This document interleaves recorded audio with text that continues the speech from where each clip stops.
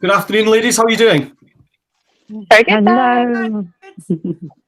So That's a term that we've not used before, ladies, because we've not actually had any females on our YouTube channel yet. So in light of that, we thought we'd cram 3 in a winner. Yeah, Nice. Well done for the girls. You're a very lucky man. Yeah, I better not go home to the wife tonight and say I was on a call with three birds, as they say up my neck of the woods. 3 mega entrepreneurs. That's right. Yeah. Yes, definitely. So, well, ladies, it is a first. You're the first ladies who's come on the podcast, so well done. And not just well done, but thanks for that. And also, you're the first time we've actually had more than one guest, so we thought it'd be quite good to have 3 different opinions today. And I've sort of met 2 of you online before. I've met Billy a few times now and tried to help her pull out. But we really wanted to bring 3 people, like-minded people together who have managed to successfully own and build their own pool for their own swim school. And you're the 3 ladies that I thought of when I thought of inviting someone on. That's thanks for coming on. Oh, thanks. Thank you for inviting us. Pleasure. Yeah, pleasure. Just to mention as well, just to start ourselves off, we are sponsored by Test All Water, this podcast show, where you can get discounts on reagents, photometers, comparators, and various different things. And if you use our address on the website, you will be able to get exclusive discounts off some of those products. Okay, which that's my little mention done now. Okay, so I don't know where to start. So Robin's not met any of you 3 ladies. I spoke to Shirley, I think, by email a few times. Yep. But well, we'll start us off. So who's had the swim school for the longest? I know, Billy, that you built your pool only recently. So who built the pool for the longest? How long have you had yours for, Zoe? I started my swim school in 2012, but the pool that I've built actually opened in July 2018. And yourself, Shirley, when did you open? Let me just think. Oh my goodness. 2016, we started our little swim school, but I had been the head coach, or I'd been a coach, and my husband the head coach, and my sister the coach, and my mum a coach at the local swimming club, and we'd been like chairman and vice chairman, so we've been heavily involved with the swimming club for donkey's years. Then I kind of branched teaching. That was in 2015, and then we built the swim school. Actually opened in September 2017. Okay, and Billy, you're the unfortunate one who was planning to open last year, but got caught by the middle of the pandemic. Yeah, I know, I did. It was just really bad timing, but to be honest, we were so far in, so I had to push through with it. We started this, well, I've been teaching for 13 years, and I started the swim school 5 years ago, and renting pools, so I thought, okay, now it's time to build. But I think we moved in on the 3rd of March, and the pandemic hit on the 19th of March, so I couldn't have picked a better time. Yeah, I remember seeing it as a building site, thinking this is all looked very positive, and we weren't really even talking about COVID at that point, and then all of a sudden, COVID. Yeah, it is what it is, I suppose. It is. And so let's well, I think we'll start with Shirley. Shirley, so when you so I'm sure you sat at home many a night with your husband saying, "Do you know what? I'd really like to build my own pool. I'd really like to build my own pool." So when did it come from a sort of a fantasy type dream to think, "Do you know what? Actually, I think we can do this." Well, mine's a kind of funny story because actually it wasn't a plan. It wasn't a dream. It didn't cross my mind. Well, it did cross my mind, but it was certainly something I was like, I'm not prepared to sell my house to finance a swimming pool. So we were renting pools. I was renting 3. One through a school that went into a high risk student kind of hosts, so they couldn't have us on site because their students were quite high risk. They could injure any of my people arriving. The second one never really got off the ground. It was a school pool. Again, it was shut, then it was open, then it was shut, then it was open. So we went down to 2 pools. And the second pool was a very eccentric farm lady with a pool, and ended up being just a nightmare. We would get an email on the Friday and say, you've got 80% increase with effect from Monday. If you don't pay it, then you can leave. That sounds very, yeah. And you can use this storage area for all of your stuff. And then can you clear that out tonight, please, before you go? Because we need to use it for other stuff, so you can't have it tonight. And I found a banana skin in one of our bins outside. So can you take that home with you? Okay. So yeah, we had fun. We had real fun with her. So, and then one day she literally just wrote us an email. I started to have a little look around and sort of think, I don't even know how much a commercial property is, whether they would take us on, would I lease it? Would I build it? I have no idea on cost. School with chickenpox, and he became my little co-pilot for the day. And we drove around a couple of business parks to see if there was anything available. And then I literally got an email ping up on my phone to say, we've decided we don't want you in the facility anymore after 18 months. We're going to stop you with immediate effect. Thanks very much. So I had to, at that time, I had about 150 swimmers. We either have, I have no job, and I had 2 really little children at the time.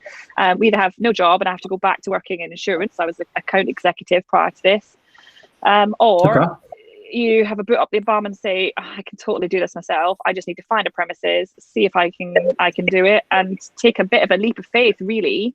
And that we did. So I think 5 days later, I found a premises. I just happened to be able to speak to the owner at the time and just said, he's like, so what would you do with this then? I said, I'd put a swimming pool in here. And he's like, oh, what? Yeah, a swimming pool. I'd run a swim school from here. And he's like, well, you'd have to get planning permission. We've currently got B2 on it, which is storage. And if you want to get it converted, you'll have to apply for planning permission. And then that night, I found myself with a glass of wine applying for this planning permission, and it literally took me an hour and a half just apply for it. Worked out I had to go from B2 to D2 and just see what would happen. So I put this application in, I saved it just to see what would happen. The next day I had a friend who's what is she? Well, a bit of a dabbler in all different things like this, and she drew out some pictures for me, sort of the landscape and whatever else we could convert it into. I literally spent an hour and a half. I went to her and said, look, this is my idea, this is what I would do, I've been to this premises, and this is how I would do it. And that is what we submitted to planning. So we were very fortunate. We got planning 5 weeks later. We were on holiday. Keep losing Shirley a little bit there. Yeah, I've got lots of, hang on, let me get rid of that. It's because my son is homeschooling and he's getting lots of messages from his teacher. See when you were we holiday and we suddenly got planning permission. Yeah, see when you were submitting for the plan, Shirley, did you have to put in detailed drawings, or was it just rough sketching? Yeah, we did use an architect in the end. But I mean, that sounds very, very scary, but it really wasn't. We literally had to submit the 3 basic drawings, which was the kind of like a 2D version, if you like. So it was a bird's eye view of the building, of the premises, the fire kind of route that you would take, and then the existing premises and what you propose to change. So it was very, very basic. I mean, it cost me something like, in the end, about 600 quid, but we had 4 perfect drawings, and that's what we were able to submit, and that was what was accepted. So I suppose we did the basic, but absolutely what was acceptable and what was granted against. Do you know what, Shirley? 2 things in that story stand out for me. One, I thought you were going to say, she said if she found a banana peel on poolside, so in a bin, that kind of threw me a little bit. And secondly, when you said I've got a friend who dabblers, I was waiting. Yeah, she's a planning officer and signed it off the next day. Yeah, but I did, that comes later. Nice. That comes later. Yeah. It did later transpire, after I had already put in planning permission. It did later transpire. The lady who was behind it and doing all the tick boxes for me, we actually taught her nieces to swim, and she was like, "Oh, I know who you are." So I was like, "Oh, great, that's handy." The rest of the family get free swimming lessons from now on. Yeah, that's right. Share that old chestnut. Do you know what, Shirley? Yeah. The story to that is I used to run a leisure centre many years ago, and I got a parking ticket in the town I was working in. And anyway, so the council phoned me up. You got a parking ticket, Mr. Ogilvy. Blah. This lady phoned me up from the council. You got a parking ticket. I was like, okay, yeah, I know I've got to pay it and all the rest. And she says, no, don't worry about it. I've cancelled it. She said, Ian, she goes, I'm the mum of such and such who works for you. She says, don't worry about it. And lucky. Yeah, no, well, Shirley, it gets better. Sorry, Zoe, it gets better. The next 4 parking tickets I got over the next 2 years, I just didn't pay, and I just kept phoning her up and just, can you cancel it? And she just kept. So yeah. Anyway, that's a side story. So Zoe, how did your dream go from where you sort of thought, yeah, and then thought, I can actually do this? It's kind of similar in a way to Shirley. So we always used to hire pools. I started in 2012, and I've been teaching for long before that. That's when I actually first started my swim school. And we had one pool, and we only had a few hours there, and it filled up so quickly. So we decided we needed another pool. We heard that Water Babies were hiring this new pool in a house, but we didn't know exactly where it was. One of the swimmers told us about it, so I used Google Earth, and I knew roughly where it was. And I went knocking at doors that looked like they could have a pool in the garden because it was covered like a stalker. And then, because I knew we wanted to expand, I knew that Water Babies had only taken on like a few hours, so I knew there's probably hours there to grab. Luckily, we found it, and I got probably about 40 hours there, so I got a good chunk, and it filled up really well. Zoe, be honest now, how many doors did you knock on? Oh, quite a few. Yeah, I was down the road. Are we talking houses? More than 50? No, not that many. But yeah, I went with my mum, and we went knocking on doors, and the doors got closed on us quite a lot, but we kept going. And then, yeah, we found it in the end, and we managed to get about, I think it's about 40 hours, and it was quite good full-time hours as well. And we filled up really well, but the pool that we hired was an absolute nightmare. They'd just put prices up, and they'd moan at anything. We'd always get the blame for anything, and they were just a right nightmare. And then eventually we were looking into building our own pool. So what we decided to do, my partner's really good at all DIY and things like that. So we decided we'd buy and sell houses to make some money. So we bought houses that needed work doing. He would do all the work, so we wouldn't really have to pay too much money out, and then sold houses and then kept kind of any money from that. So that helped us build the pool. And then eventually we were on like one of our last houses where we thought, right, we're going to go for a pool soon. And we just paid for our next 10 weeks at the pool we had, the 40 hours. And she sent an email out kicking us out. But before she'd done that, she'd put it all over Facebook, and all our swimmers saw before we had any idea. We had no idea at all. None. I didn't have a clue that she was going to do it, but she did it. And it spurred us on. And we asked swimmers if they know anywhere commercial, anywhere like that. If they got any commercial estate agents they know. And we ended up with this humongous unit, which is a double-story unit, which is ideally what we didn't want. But I took on the whole of the unit. And then, like Shirley's, it was a B-use unit. So we had to go through to get D2 planning permission. But our council were a nightmare. It took us probably about 7 months.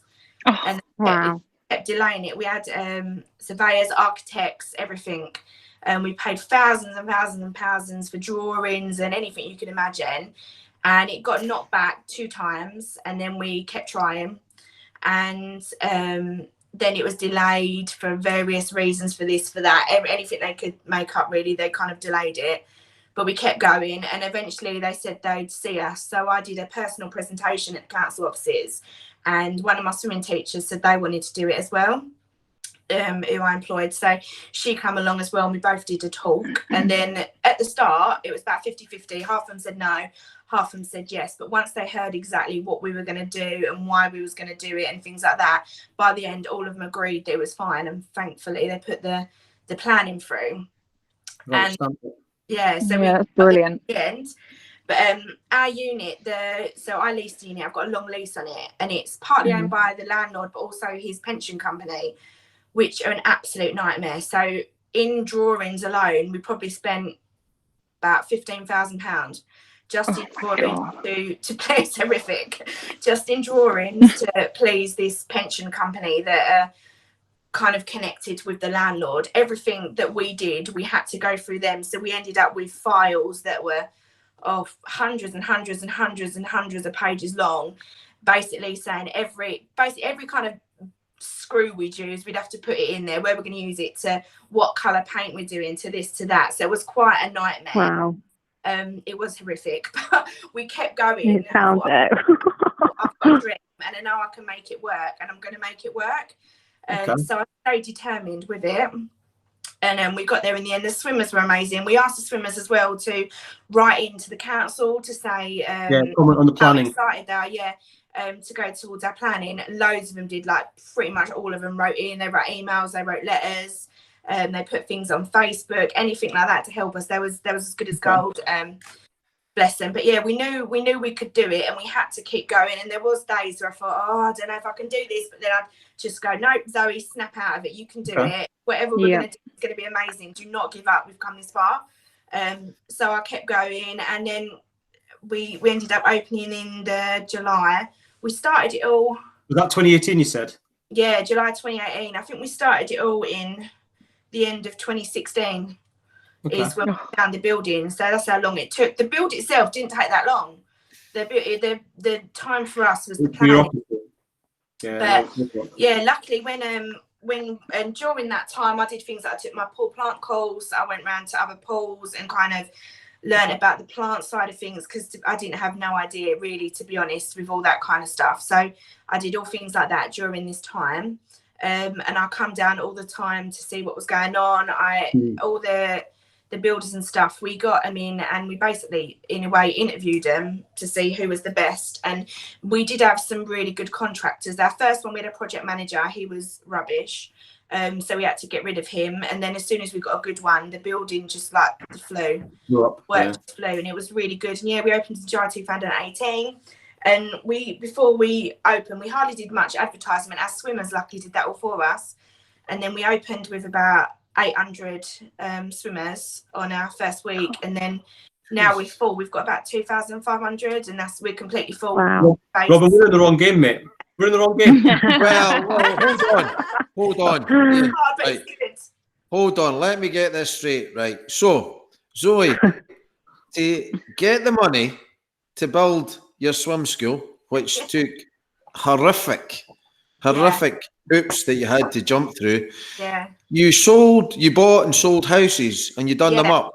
Yep. Why didn't you just stick with buying and selling the houses? Because that sounded like it was a good wee number for you. Not that I'm trying to take anyone out the industry, but you're buying and doing up houses and selling them on, and then you're ploughing your money into a swimming pool. That's mental as far as I'm concerned. But you know what I mean? I take my hat off. You know, you obviously had a passion for the industry and a passion for teaching people to swim. Such passion. Brilliant.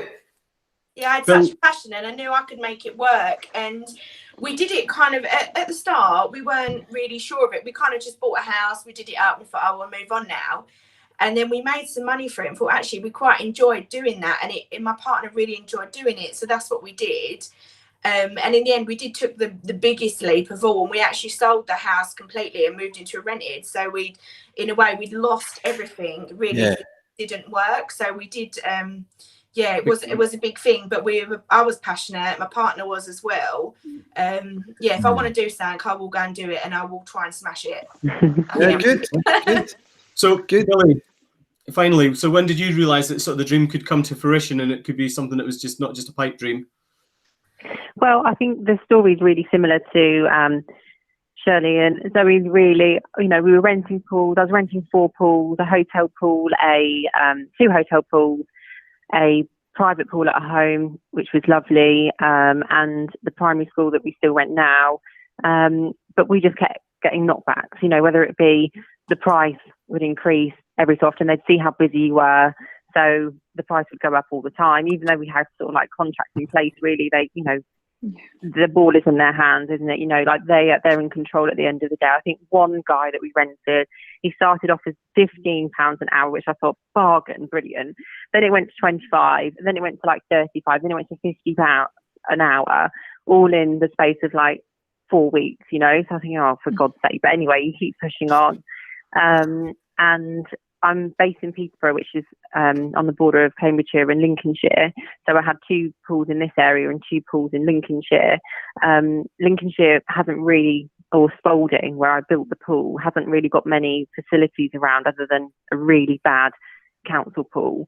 So, I started thinking, oh, okay, there's not many pools here. I could, really could open one. So sort of like that got me thinking.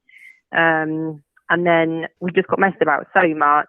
We'd get really busy. The parking would be an issue, which, as it always is for most people when they're renting facilities. And we just kept getting knocked back. And, it takes so much to build up your school, doesn't it? You know, it's so much admin, it's so much advertising, you know, each term gets busier. So we, you know, do really well for like a few terms, build, put so much into it. And then they say, sorry guys, like it's not working. So, you know, it was just a knockback all the time. And this is like my only source of income really. I've got a little one now. So I think I had Primrose. I had Primrose 2 years ago. God, I had Primrose 2 years. I thought I need more security now. I can't just keep having people saying sorry, like, you know, it's not working. So really having her, so I thought, right, I need more security. So, you know, I didn't have enough money to do it, really. So I thought, oh, God knows how I'm going to do this, but sort of built the accounts up, you know, had good accounts. So managed to get sort of like a loan and some funding. And then we found the facility and it had amazing parking. You know, it was in the centre. It was a good location. So we did it. So we did it there really. So yeah, that's how I got there. What was your experience like for planning usage? Because I'm guessing it probably didn't have D2 usage. The unit you're in, did it have D2 or was it? Yeah, so it was just an industrial unit, so it was B usage. So we had to again apply for D usage. We just went, you know, to the council. I had quite a good architect. I did spend quite a lot of money on the architect at the beginning, and he did the whole application for me. I didn't actually have any input with that because he was very thorough. So his application was amazing, actually. So I think that helped. It was very detailed, and he processed that for us. We got the change of use, we got the planning, and we were in sort of quite quickly. Really, I think the planning probably went through. Maybe November, and then we would already like to sign the lease, and we were in March, so it was all really quite quick. That's not too bad. Yeah, it's good. I know.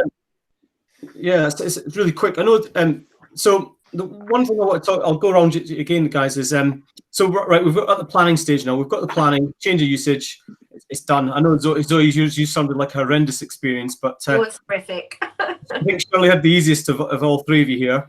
And yeah. So, yeah, the easiest start I had.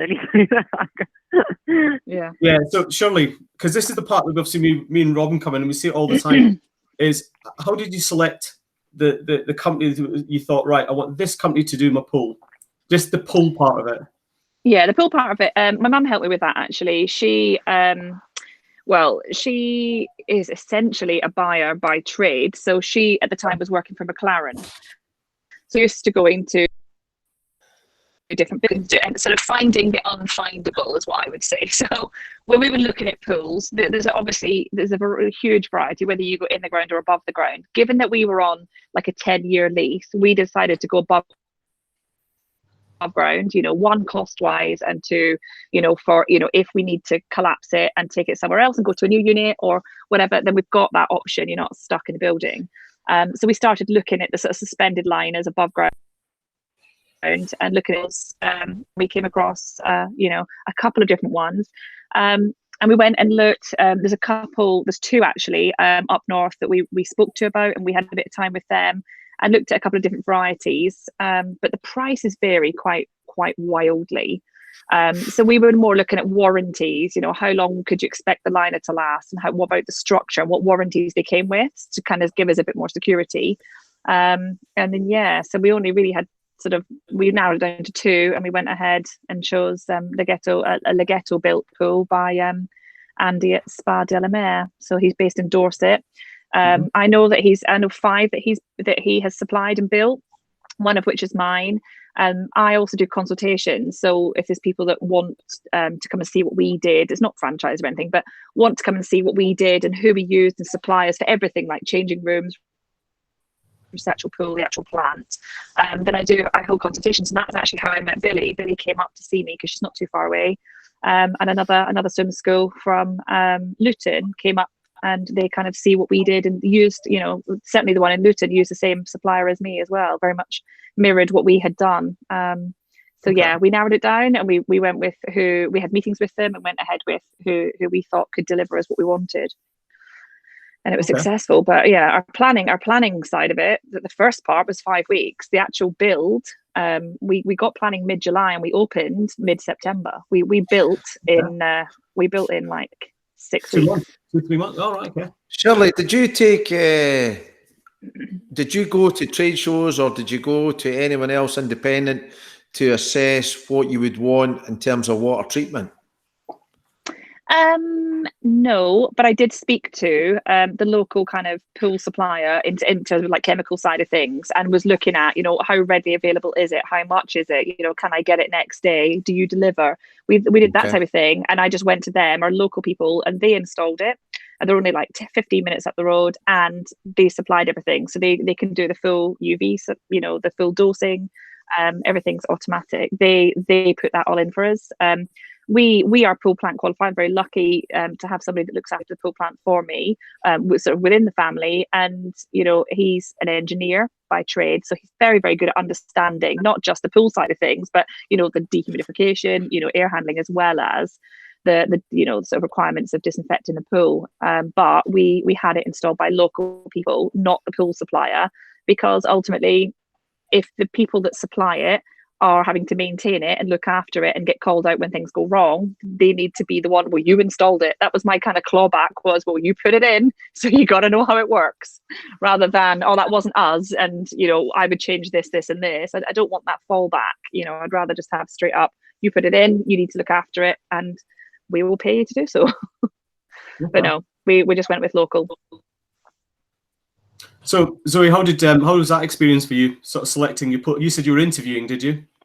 Yeah, so basically, well, we tried pool people. We only managed to get actually 2 people that wanted to build the pool. I emailed out, I called so many different pool builders, and most of them either just ignored me, and a few of them come back, said, I've spoke to so many swim schools, we do all their plans and details, they never go through with it, so no, we're not going to give you a quote. Basically, didn't get, loads of them, to be fair, didn't give me the time of day. But 2 of them did.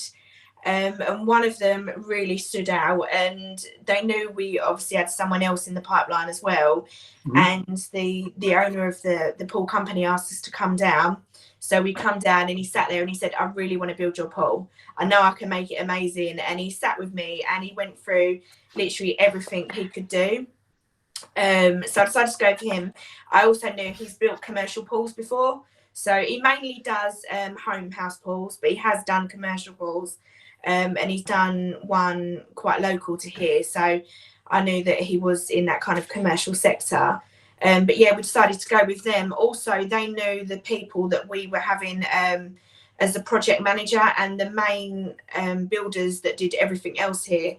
So we knew that they'd work quite well together, rather than doing one person for this, one person for that, one person for that. We basically had 2 companies in, pretty much, the pool builder and then the project manager, who did a lot of the work as well, which made it easier. But yeah, they were brilliant, and it was good because, like, same as Shirley's, they're not far away, and they do everything from our chemicals. They're quite good. If we ever have a problem, and we had loads at the start, they'll come down to sort it. One of the ones we had at the start, the pool kept going cloudy, and we were like, well, what's going on? What is that? We're doing everything we know what to do. So they'd come down literally daily, they'd put this in the pool, they'd do that, they'd do that. And that we've got OC1 in our filters, which I would not recommend. I can't stand it. We're looking to change it out. But we're doing Sorry for laughing. After me and Robin's own heart, because we spend all day looking at texture filtration and specifications. Right. Well, so we're about to they've got sand, so I'm going to change it to sand, but must be the OC1 can't cope with the capacity. Looked in the filters, there's no filter media in there. Do you know what? So we were running. Zoe, let me tell you. All down the drain. All down the drain. Yeah, it's all down the drain. I've got a lady very similar to you in Essex who runs her own swim school, and she has built her own pool in her back garden. She's got a lovely big back garden. She's built a back garden in her pool. She's got a really big front garden, so she's had it all gravelled, and it's a nice little car park, and she's got the status and all the rest. And she's got a swim school not far from you, because she's in Essex as well. And you I'm not going to say her name because you will know her, because she's on a lot of the networks and she talks a lot and stuff, so you will know her. Nice lady.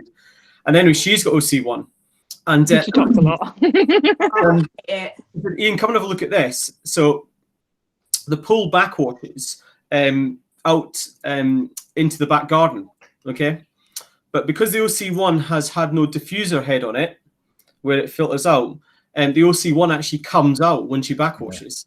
Oh. And so she collects it back up from the back garden and opens puts it it back in. in No. every now and again. So yeah, you're not the only one there. Not the only one. Yeah, I definitely. I mean, I went. The pool guys said, "Oh, this is new out. It's meant to be this. Is meant to be that," and I should have looked into it a bit more and gone with like, no, everyone's kind of, for example, with sand, let's just stick with them. And I didn't, and I don't find it that good for our commercial pool, like personally. But yeah, so we are looking at changing it. But yeah, that was when we first started. We're like, we can't see the floor. What's going on? We had to close really early on because we were doing everything we could do, and it was obviously just cloudy pool. But yeah, when they just looked at changing it, they were like, oh, there's nothing in here. But yeah. Oh my God. In What the did end, you say? I would be furious. I was furious. I would be I so ended up cross. getting a bit of compensation and a dolphin pool hoover for it because I wasn't too impressed. Because obviously we just That's all right. That's 700 quid. and it doesn't look good that we're closing straight away. It looks like we know what we're doing and things like that.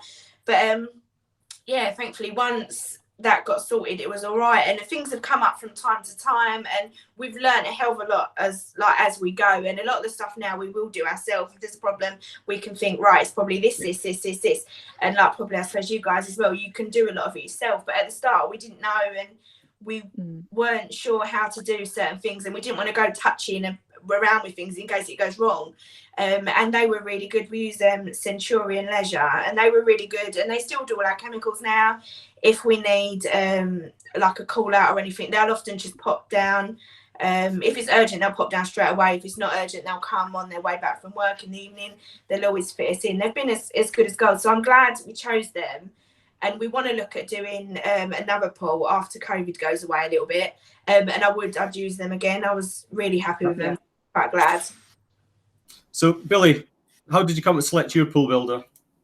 Well, so I wish I hadn't selected my pool builder, but hindsight's a wonderful thing. Oh, isn't it? If only I knew what I know now. I think so. I had one quote from a company. They were very good, actually. They came down, said they'd done commercial pools, but she recommended like a gas like heater to heat the pool, which I didn't think anything of it really. Sort of like expense at the time, but anyway, so I thought okay, fine. So I got one quote. Met Shirley, went to see her pool, which was amazing, and she gave me all the details of her pool builder and how helpful he was, and she had a good experience. I thought, right, I'll get in touch with him. So I did. So I got another quote from that guy, but there was also a company in Peterborough which was local, who I got to come out. So my guy came out. So I had 3 quotes there so I could compare. My architect wasn't happy with one of the company's structure of the pool, so we weren't allowed to use that, unfortunately, but otherwise I probably would have gone with that option. So the local guy was a fantastic salesman. Okay, so he comes in, I think, oh, this guy's great. I had a couple of the girls with me. I was thinking, oh, he's really good. He sounds like he knows what he's talking about. He said, why are you getting a gas boiler? You can get an air source heat pump. It's going to save you loads on heating the pool. It's a really economical way. This is what you need to use, la, la, la. And, supposed to being a bit naive and sort of like fell for his sales tactics. And because he was local, he was more. So out of the 3 quotes, he was probably a tad more. But I thought, well, do you know what? You get what you pay for, don't you? Thinking, it doesn't matter. He's on the doorstep. If anything goes wrong, we can just call him. He's there.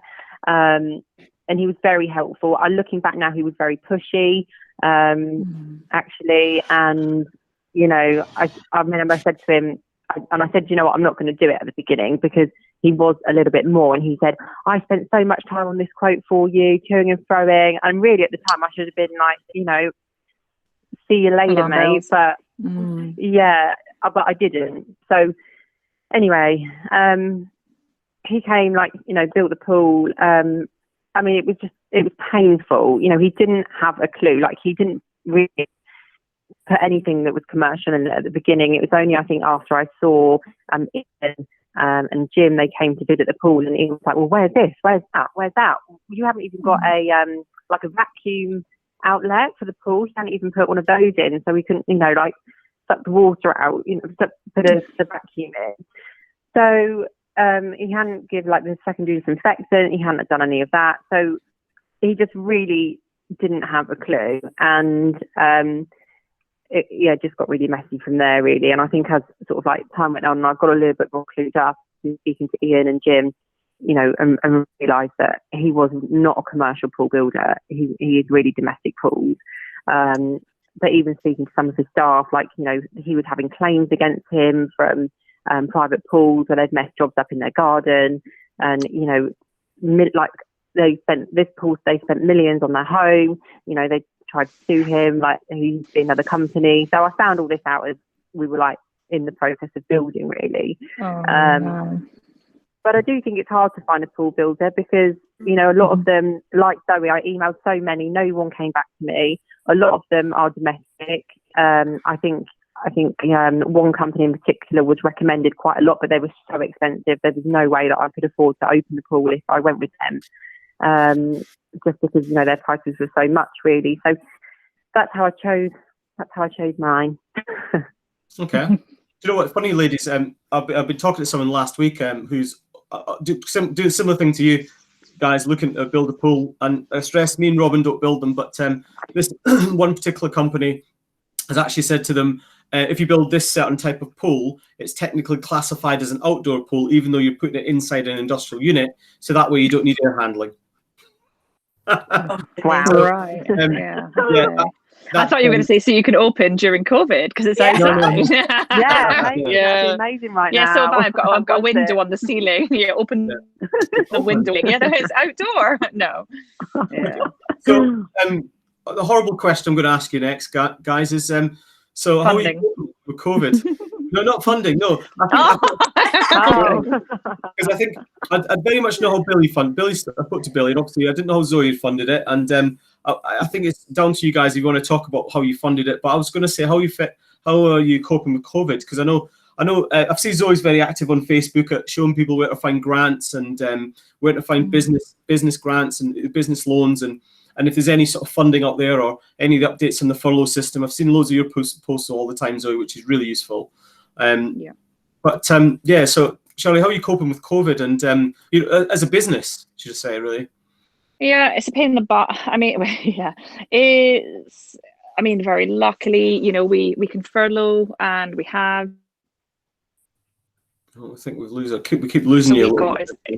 Do you? Sorry. Go on then. The local council we have, Breckland, are very, very good. They're very, very quick. So we did get a grant initially, which is standard, leisure grant. And we are literally due any day now to get the second grant. So we're quite fortunate.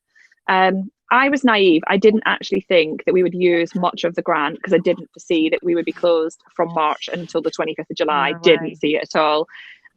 So I put it into savings thinking, oh, thanks very much.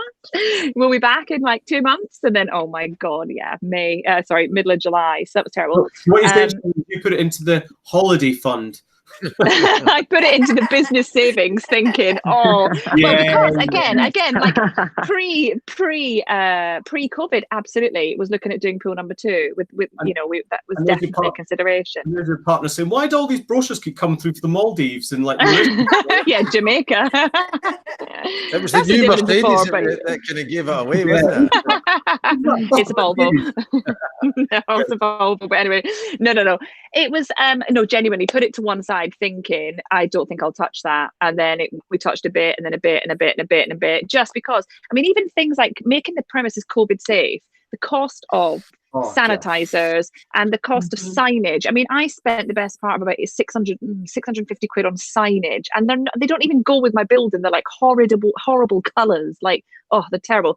But signage, or we wanted to be able to split the pools, so we had to have another platform so we could keep children away from each other. And it was we spent a lot of money, like thousands, like 4,000 or 5,000 on just making the port premises COVID secure.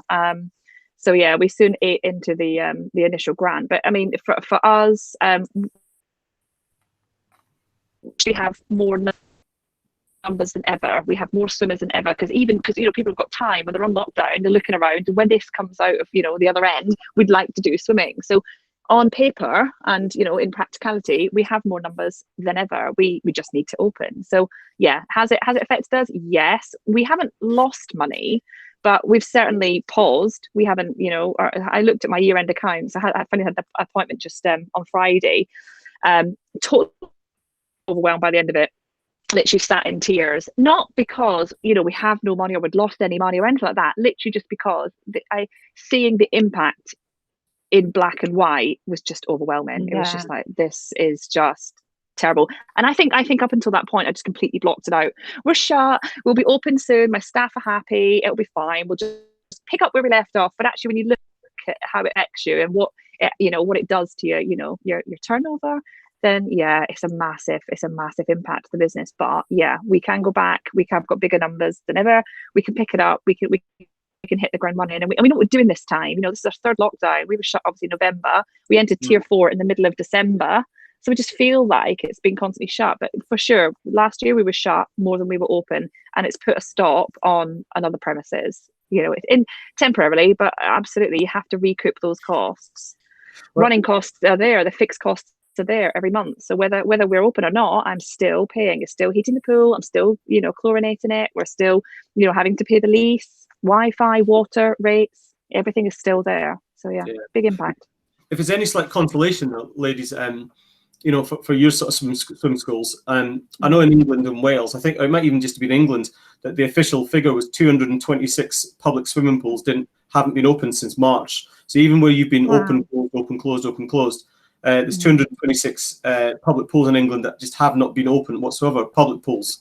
So I suppose that's one benefit maybe for your swimming school, that people will possibly come to you because maybe the local facility's shut. Yeah, we had a lot of that. I mean, we private hire the pool as well. So our downtime, we hand over to, you know, families that want to hire the pool. So we've got like a pin entry, full CCTV in the public areas.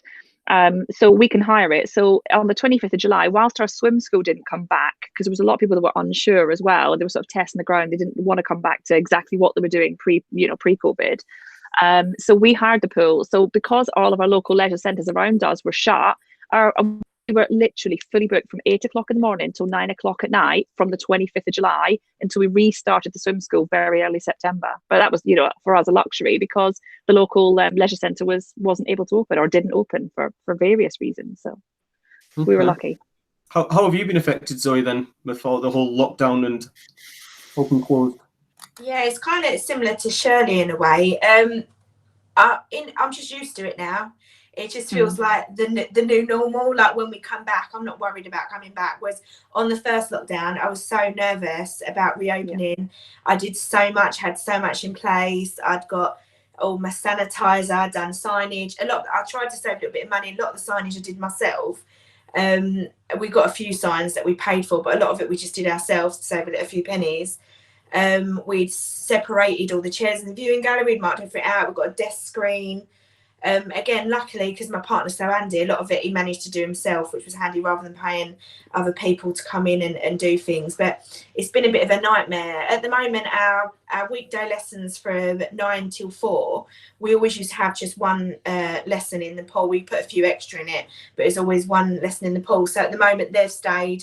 They're as normal. They do a lesson every week. But our bigger kids, we split the pool in two, and we do 2 lots in the pool from 4 till about 7:30, 8, and then on the weekends we do the same from 8 till 3. We do the same, but at the moment then, because the problem is not too much the pool, we can spread a lot of the kids out. It's a viewing gallery, and we've not got space for them. So at the moment they're alternating weekly, which obviously affecting our turnover, and they obviously don't rebook for ages, whereas before it'd be like every 10 weeks they'd rebook. Now it's every 20 weeks in a way that they're rebooking, but we always have that chunk come in every 10 weeks of the ones that swim like Monday to Friday during the day.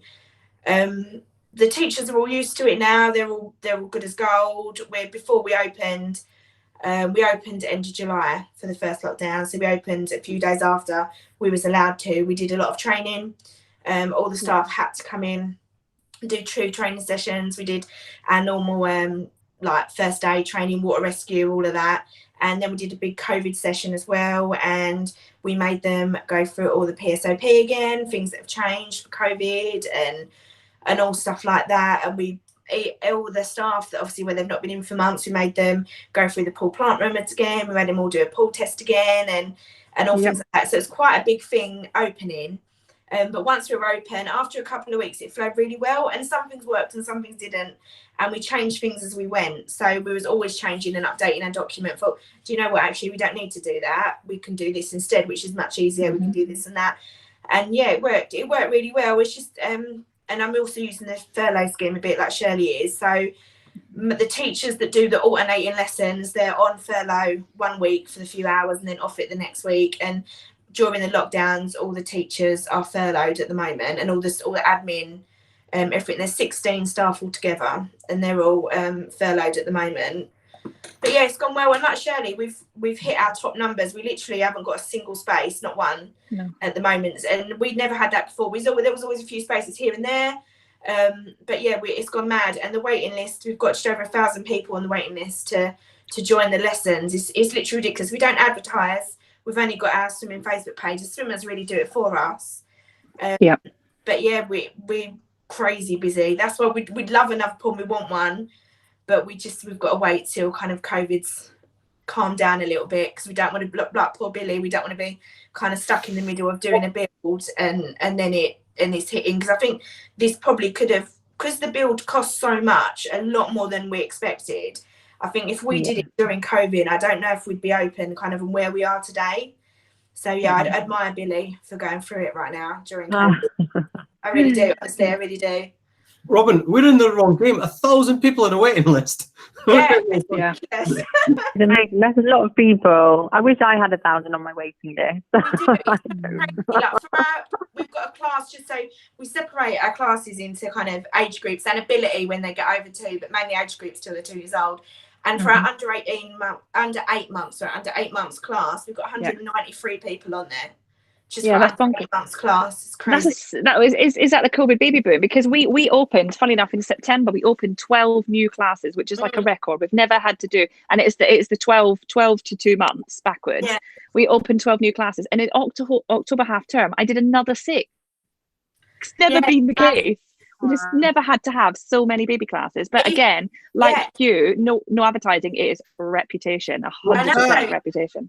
Is that a lot of that down to water babies being quite aggressive in their marketing, and that's almost helping you guys as well? I don't know if that, the spin-off, because swim schools, to be honest, when I started back out in this industry in terms of the chemical side of it, when I was going around lots of swimming pools around the Scotland and the northeast England, I'm going back 16 years ago.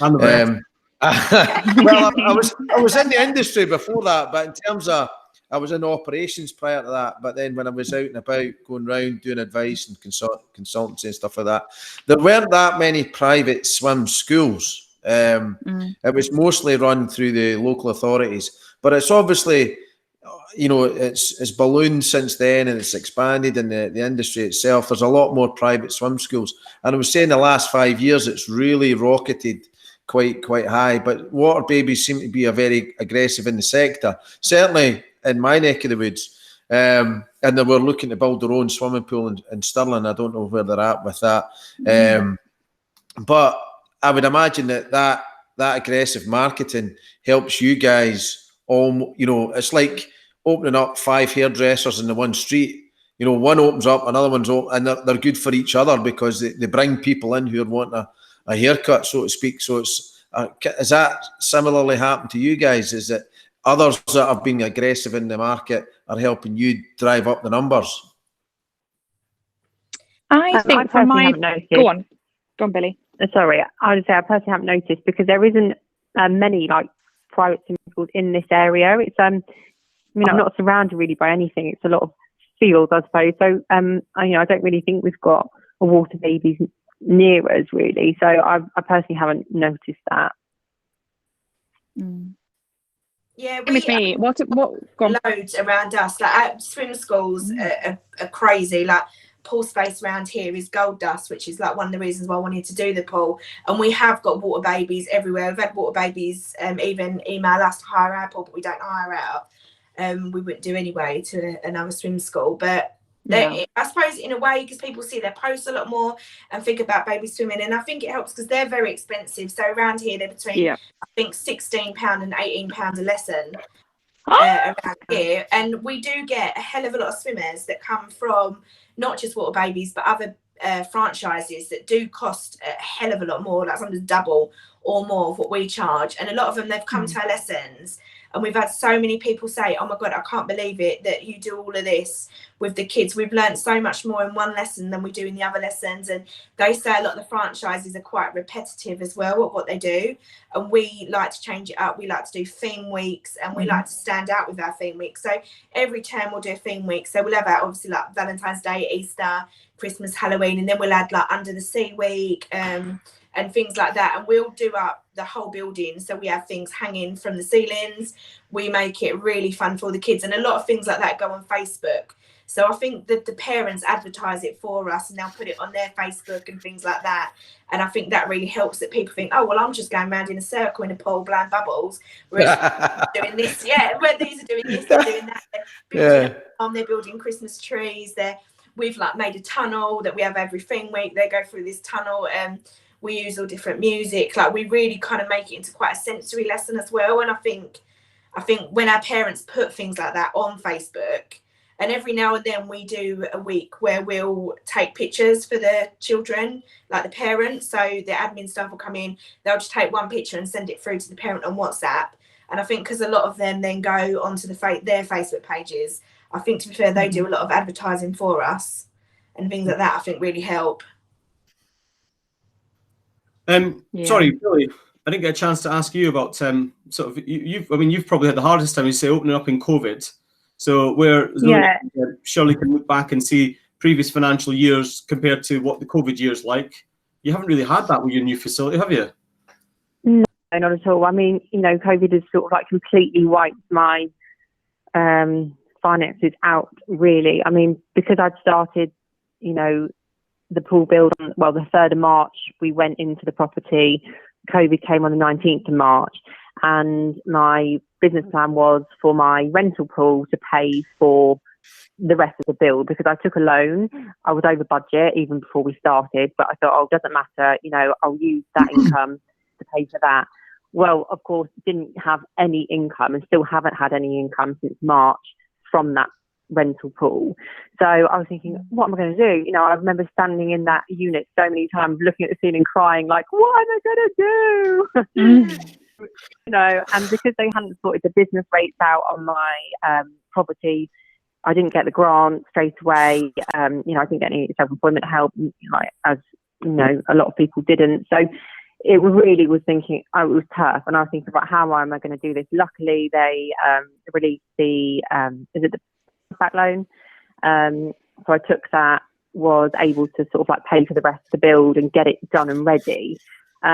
Because the new pool that I've built, the clients are predominantly a new client base.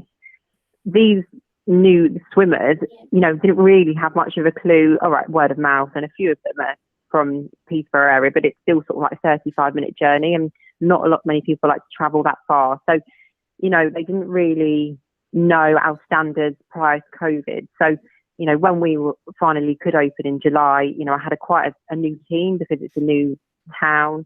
So I had a new team, so it was training the new team up, sort of getting them to the standards that we're used to then train them all, how to deal with COVID and what we're going to do. Obviously, that was new to me. I've got new premises here, I've got a new client base with, COVID's new, isn't it? It was all a learning curve for everybody. So there were just so many factors to take into consideration that were, really, really tough. And all I'm thinking, even now, is that I've got so much money to pay back, and by no fault of my own, I can't get the ball rolling, and it's so frustrating, sort of sitting here and just sort of like looking at my bank balance and everything that's going out of it. My outgoings a month are ridiculous because I've built this pool.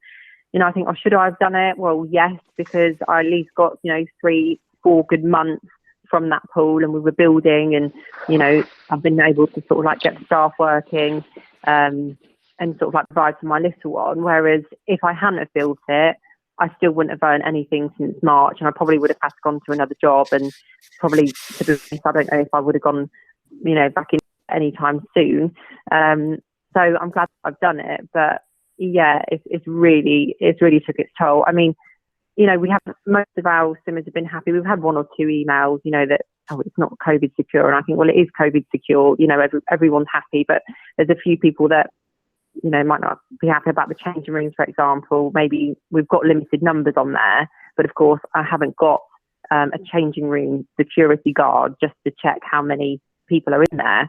You'd think people could read the sign and just use their common sense, for example. So maybe there was a couple of times where people like, there's not enough room to social distance in the changing rooms. The changing rooms aren't big enough. I think, well, I can't extend the changing rooms. We've measured it out. There's lines on the floor. We've put tape everywhere.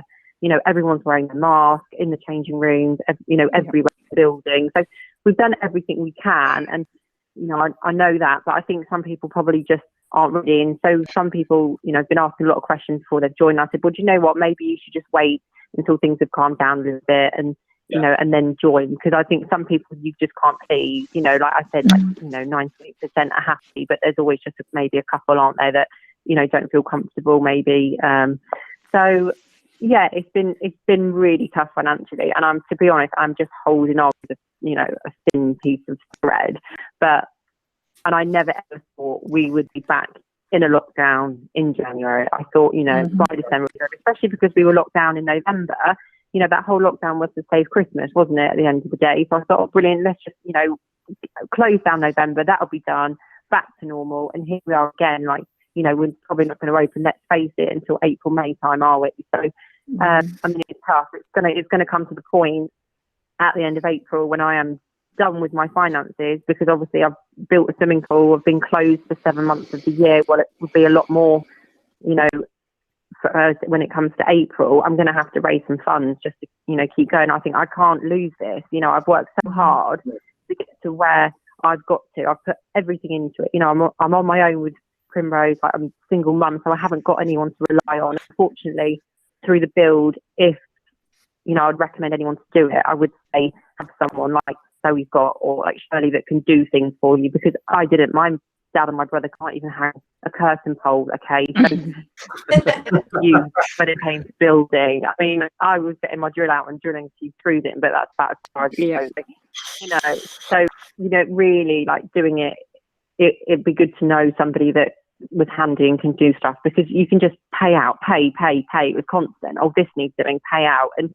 also, I think, if you haven't got experience and stuff, and you haven't got people that have done it, people take the mick a little bit. I'd always get quotes, always, because you can always get 3, shouldn't you, at the end of the day? But they were still so pricey, and it's just, even now, like, there's so much I still want to do to it, but I can't because of where we're at or whatever. So yeah, it's been tough, and this lockdown probably has hit me more so than others, because I was occupied before. I sort of had a goal, was pushing through, and I thought that it would have been an end to it now. But when they start talking then about autumn, you just think back to normal by autumn, like restrictions next Christmas, I'm thinking, how am I going to survive?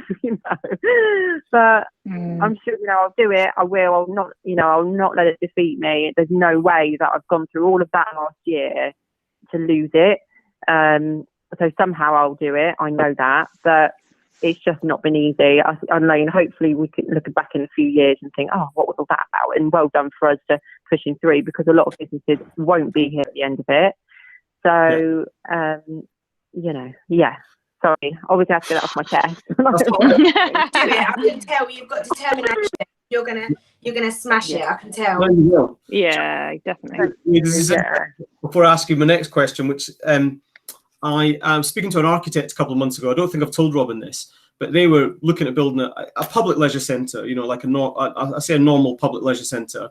But one of the considerations they were putting in was they were looking at corridor width and change room width and double doors and entrances and exits, because they were envisioning it not for COVID, but they just thought, in actual fact, if something very similar to COVID happened in the future again, some of the centres haven't been able to open because of pinch points, and they're so narrow and they're so small. And so what they were actually looking at was a more spacious building, so to speak, or a more spacious kind of area, in case something like this ever cropped up again. And I just thought that was quite interesting, because it's not something you would have maybe considered before. when selecting a unit or a building, or when how you lay things out. There's probably a few things you've looked at now and thought, I probably could have done that differently if I went back to the design stage. So my question to you, it depends on the space as well that you've got given. Like, I mean, if we went to do our second build, most of ours I'm quite happy with. Like, we've got cubicle changing room, they're quite wide and spacious. We built a lot more cubicles than we needed, so we're quite lucky there. But it's our viewing gallery that when there was no COVID, absolutely fine. But if I did build again, I would look to make it a lot bigger. I'd try and find a building where I could space everything out a lot more. So if something like this did happen again, I think it has impacted quite a lot of people to think that way if they're going to build a pool. And I would suggest it that anyone looking to build a pool kind of takes them into consideration. I know COVID's, fingers crossed, not going to be as bad as it is now forever. But I definitely would look at that if anyone's looking to build a pool. Joe, Zoe, that was kind of my final question to everyone was, would you do it again? So you're kind of on that route. Yeah, 100%. Yeah. 100%, I would. Yeah. Oh, even you, Billy. Christ. Yeah, honestly. Billy, is the pool where you want it to be now in terms of the infrastructure and the design and build? Are you happy with the kind of final result? Yeah, do you know what? I am happy with it. Yeah, I can't complain. I'm happy with the pool, the temperature that it's at, the clarity of the pool, the water's great, or, it is okay. I mean, the plant room is, it's just very odd. I mean, where you do the backwash, you've got the handle that you turn around. It's so high. I have to get on a chair and I still can't see it. Okay, so I just have to know what it says. Multi-port valve, I take it, Ian. Multi-port valve. I know Billy's plan because I do a little bit of work for Billy. So basically, the multi-port valve is set about 6 foot in the air. So Billy's got a little pink plastic chair in the and I'm like 5'3". I'm going to guess and say she maybe stole it off her daughter Primrose, this little pink plastic chair, and that's just a guess. But you've got to stand in this little pink chair. So even me, so I'm just below 6 foot. There's a couple of bits where when I do some stuff in our plant room, I actually have to stand in the chair also. The little pink chair. Because even I'm not tall enough for a couple of things in Billy's plant room to reach because it is up so well. So, to be fair, it is a funny layout, Billy's plant room, and there is a few little niches with it, but it's medium rate filtration. It's got ozone on it. It's sodium hypochlorite and sulfuric acid. It's got an automatic dosing system on it. It does work, doesn't it, Billy? But it's just there's a couple of things where you've got to get up on the chair or you're a little bit cramped. Yeah, just little niggles. I mean, they're not. It's not the end of the world, but I suppose when you've built it, you want it right, don't you? So and you pay a lot for it. I don't want to be standing on a bloody ladder to do a backwash really. So I am happy with it, and we've had a great success for those months that we have been open. Obviously I'd like to change things. I'd probably want a platform down one side so that we can walk along. I've built, well, I didn't myself, somebody did, built it, a little platform, but I'd like a sort of a long one going all the way down. So there's just a few things, minor things that I'd change, and obviously I plan to as we go on. But for now, I'm really happy with it. To think where I was sort of not even a year ago, it was sort of, I was looking at it and it was, a mess, thinking, oh my God, it looks nice. So it's presentable when it does the job. So yeah, I'm happy. I think the positive there is that you've managed to achieve this, your completion of the build, despite COVID. So I think that's a real positive that you've managed, what you've managed to achieve, irrespective of what's been happening in the world. So you need to look at that as a positive, because probably after this lockdown, hopefully it's not too far away, things will become easier for you to achieve and get over the obstacles that are lay ahead, which there is going to be obstacles for every business, but you'll probably find it easier more than most because of the journey that you've been on already. So Yeah, you've got to take that as a positive. It's going to get better for you, no matter how things pan out. It will get better for you because there is light at the end of the tunnel for everybody in this industry. So I'm sure this time next year you will be thinking, my word, what was it like last year? This is chalk and cheese. So yeah, that's guys. it. And you know what? I'm going to appreciate it. Sorry to interrupt you. I'm going to appreciate it so much more. And I think everybody will. Like, you'll never moan about going to work. No. Everything. So Yeah, and see from our perspective, like Ian and myself, from a compliance perspective, see when you were shutting down. Obviously, you guys are in the kind of private health club swimming pool market, as opposed to the commercial public local authority. Did you find it easy to find information that was required to help you close your pools or maintain them throughout the lockdown periods? I would say so. POOTAG, I think, did a really good job of, this is what you need to, these are your options. I think that's the biggest thing, isn't it? We chose to drop the temperature and just limp it along. Yeah. I know people that have emptied their pools. And the other thing is, because it was so unknown, the thought of me emptying it, taking 4 days to fill it, taking 7 days to heat it, and also, whilst you could do repairs on it or whatever, I mean, we're not in that position where we need to, but the thought of not being ready when we could open was like, absolutely not. I would rather not have it at 32. I'd rather drop it to 25 and just ramp it up when I need to, and 100%. Keep going in three times a week and just checking the chlorine and checking this and, just making checks. I mean, I'm quite lucky. We've got CCTV, so I can do it from, other than I walk around the building, I can look from home, and everything's as it should be. But we can't use it because it's freezing cold. We are pretty much good to go, so we're not on the back foot. And also my concern of like emptying it, for example, that was one of the choices from POOTAG, is emptying it, and then what structural issues are we going to have? How does the retention of heat in the building work? Is it going to, it's just so many unknowns. But I think there was lots of information from POOTAG, and also the pool owners site through Facebook are helpful for us. Yeah, that's been amazing, that group. Agree on that one. That's gone to Zoe. Yeah. I just wanted somewhere separate, because I was part of a few other groups, and I think owning an actual swimming pool is completely different than hiring. And I don't think sometimes they don't understand what we go through. I didn't know how hard this was going to be during the build. I've completely changed the way I think from when I hired a pool. The way I'd probably answer a question now is probably completely different than when I was just hiring pools. And I just wanted a platform where we could all come together, because we're all in this together and we're all going to get through it, but we need to help each other out. No one should have to do it on their own. And I was a bit sick and tired of some sites saying, nope, can't do this, can't do that, but they didn't actually have a clue what they were going on about, or posts got stopped from commenting and things like that. I wanted a place where everyone could talk to each other, and if someone wasn't sure, they could ask. Because I remember when I did the pool build and stuff, and there was so many questions I had, and I didn't really have anyone to ask. And I wanted a place where people could ask and they wouldn't be shut down and they wouldn't feel embarrassed about asking, and where everyone can help each other out.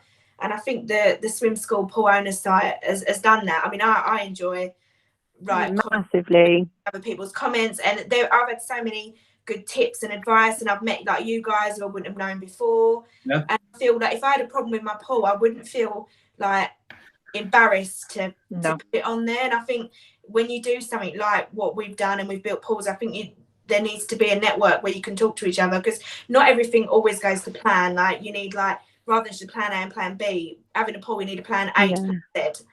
And and I think it's been great talking to each other and helping each other out. And I met you guys. Yeah, definitely. And also it's 100%. Nice to hear that other people, when you see other businesses, you think, oh, it's going so smoothly for them. Like, why are they not encountering like any problems, or but that's not the case, is it? Everybody's got their own thing. It's like reality versus Instagram versus reality, isn't it? That's what I thought. Like when we first opened our pool, I was like, why is this happening? Why have we got this? Why have we got that? Why is our dosing system now doing this? Why is this? Why have now we've got no filter metering? No one ever obviously put anything like that on Facebook. And I was like, why us? Everyone else runs so smoothly. And then I started connecting with other pool owners, and they're like, no, honestly, we've had this problem. Normal. Even now when I speak to people, they're like, yeah, we had that a few weeks ago. And I was talking to someone about all staff being off and stuff like that. And I'm like, oh, how do I juggle this? And I'm like, well, we're doing this. And we had that a few weeks ago. We had this. And yes, it obviously on Facebook, like not kind of our site. It's all the good things, isn't it? And it's all, I love a pool. It's amazing running a pool, and it is, but it's very hard at the same time. And things don't always go to plan. And I think it's really nice that we've got now a group of people we can talk to, and like your network as well, Ian. I've learned so much from that I didn't know before. Like, honestly, I've learned tons, and I'm like, that's a good idea. This is a good idea. Why don't we do that? And I wish that I would have known things like that, like back in the day, because I think it really helped. So I think things that you guys do are just amazing. I think it will help so many people. Do you know what? This is more so. I know mine, and we've spoken about other networks. Me and you, Zoe, sort of between ourselves, and we know exactly what's going on with some of them. But mine was from boredom. Podcasting, believe it or not, is Robin's idea. It's not actually my idea. Robin's the one that's the podcaster that listens to them all the time. It's his idea to start doing this. He just left me with the logistics to try to do it. That was half the trouble. Yeah, but really, do you know what? And my issue was the reason why I wanted mine, because me and Robin don't build pools, and me and Robin don't own swim schools, and I don't envisage us ever owning a swim school, to be honest. But no, it was a case of people haven't got a one central source to look for guidance, to look for what's happening in the industry, news, all the rest of it, and that's all it really was. And not only that was. You guys know as well, some sites are very restrictive of what you can advertise and what you can't advertise. Can you advertise courses or places or stuff like this? And then other things as well is some groups and some sites are very aligned, you know, as in, oh, we only use this person, we only use that person, we only will accept people with this qualification or that qualification. And that's what we wanted to get away from, because at the end of the day, I mean, you three ladies are all in the same boat. You've all built your own same pool. Zoe, I know you're in Essex, aren't you? You're up in Norfolk, obviously, Shirley, and sort of Lincolnshire, kind of. Would you say Lincolnshire for yourself, Billy? Yeah, my pool is Lincolnshire. Yeah. Yeah. So you three guys will probably never be competitors, but at the same instance can help each other massively. Yeah. When you come to like find things and do things. And I know, Shirley, I was going to ask you, because I know you've said yes, you would build another one, and you were looking to, because we had that conversation I think way back in February, March time or something last year. Yep. But I know that you said you would want to own the building this time. I remember you saying that to me, if possible. I think so. But we're very fortunate with our landlord that I wouldn't have to own it. I think if we were going to do pool number 2, we would be on our site again. We would have a bigger site, a bigger unit, loads of parking. Not that parking is an issue, but it's definitely something to consider if you're looking into it. But I would. Would I own it? Yeah, I probably would. But that's a big investment, so maybe not. I don't know. See what the future is. On a separate note, just for myself, the one thing I did take away from that is where I'm looking to sort of move to. If I do move house pretty soon, I am looking to move to Brecklands, and I was interested in planning Brecklands very quickly, because I might be looking. I might be looking to build my own house, so I was like, "Thank you, that sounds good." Yeah, they are. Yeah, Brecklands is really good.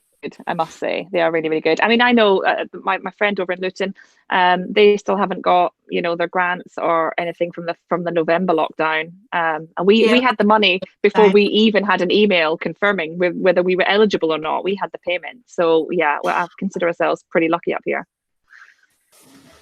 Yeah, that's good. So, ladies, the one thing I'd like to do, because we usually only do this for about an hour, and we've slightly running over, is I think it's fair for you all to please, give a shameless plug to your own swim school and where they can contact you if they're in their area. If get something out of it. So, Billy, sort of tell them about your swim school, your web address, whatever it is. You need to give yourself a shameless plug.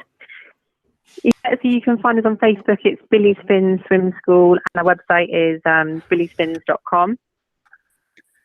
Perfect. And whereabouts exactly where you are? So if someone thinks I'm in that local area, I might go to your swim school.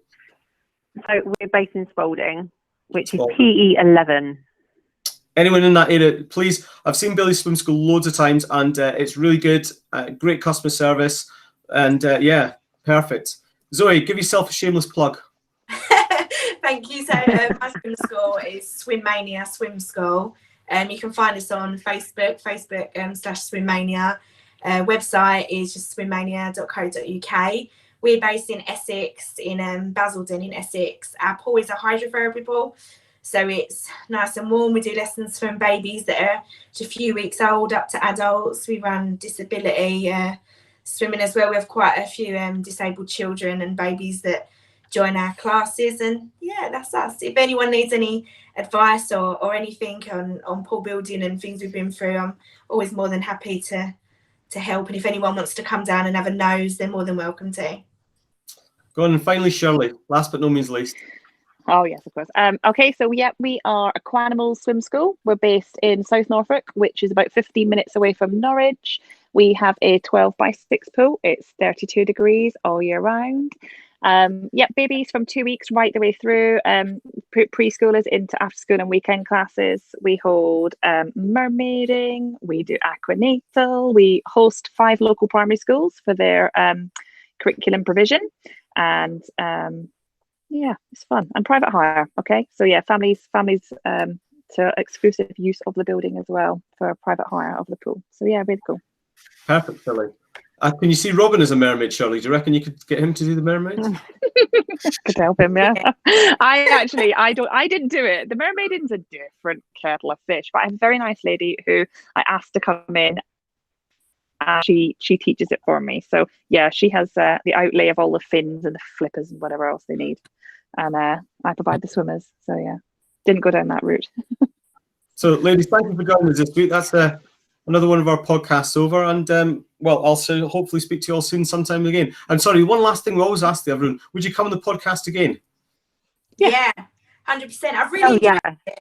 Yeah, me too. Yeah, it's actually, I've come away a little bit more motivated. I felt pretty flat on Friday with the whole business accounts review, but actually when you do recap over the build, whilst mine was very easy and very streamlined, without any hassle, I would even go as far as saying, yeah, it actually reminds you of what you've got, and yeah, to be a bit more grateful and a bit more, we can do this.